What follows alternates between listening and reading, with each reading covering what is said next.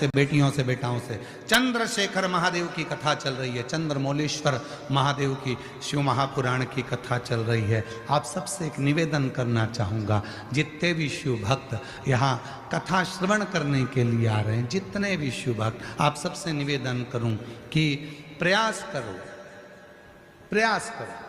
आपके पास में अगर कोई रुमाल है, कोई नैपकिन है, कोई कुछ बैग है, पर्स है, उसमें एक चावल का दाना कथा के पूरे 7 दिन रखो और प्रैक्टिकल करके देखो। जब 7वां दिन हो, उस चावल के दाने को किसी भी शंकर के शिवलिंग पर समर्पित कर कर बाबा से अपने मन की बात कहकर देखो। चंद्रशेखर की कथा तुम्हें रोग से मुक्त कर देगी, तकलीफों से दूर कर, कष्टों से। और ये नियम आज का नहीं है, ये नियम पहले का है। हमारे यहाँ पर सत्यनारायण की कथा होती थी तो पंडित जी सबके हाथ में थोड़ा थोड़ा फूल देकर, चावल देकर बिठा देते थे। बोलो बोलो, तुम्हारे इधर होता है कि नहीं होता ऐसा? जब कथा होती थी 2-4 दाना चावल का दे देते थे, बैठ जाओ कथा सुनने के लिए, हाथ में चावल पकड़ा देते थे, कथा पूरी होती थी। बोलो बोलो, तुम्हारे इधर होता है कि नहीं होता ऐसा?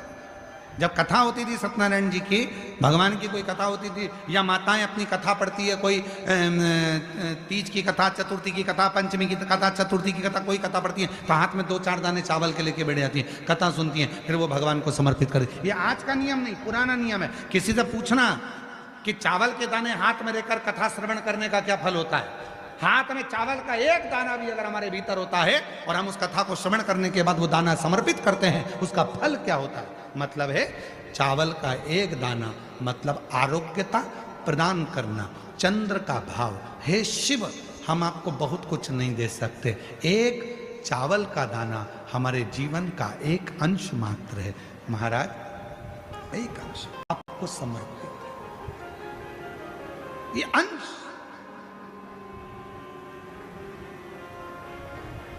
एक अंश।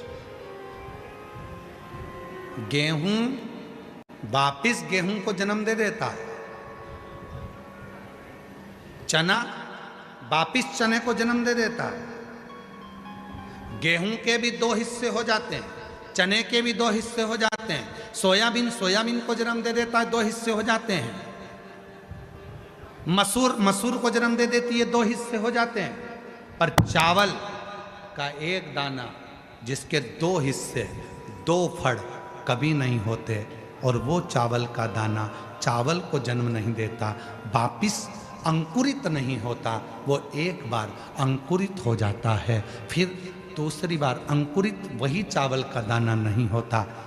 गेहूं का दाना फिर अंकुरित होगा, सोयाबीन फिर अंकुरित होगा, चना फिर अंकुरित होगा, परंतु जो चावल का दाना है वो 2 फड़ में नहीं टूटता, वो अंकुरित वापिस नहीं होता। वो चावल का दाना एक बार शिव का हो गया, मतलब 2 भागों में नहीं बटा है। हे शिव, मैं एकाकार तेरे चरणों में हूँ, मैं फिर संसार सागर में तेरा होकर आया था, तेरा रहना चाहता हूँ, संसार सागर में अंकुरित नहीं होना चाहता, पूर्ण तेरा हो जाऊं, तुझ पर आश्रित हो जाऊं, तुझ पर समर्पित हो जाऊं। वो चावल का दाना हमें औषधि तक प्रदान करता है। सबसे पहला अन्न है चावल, अक्षत, सबसे पहला।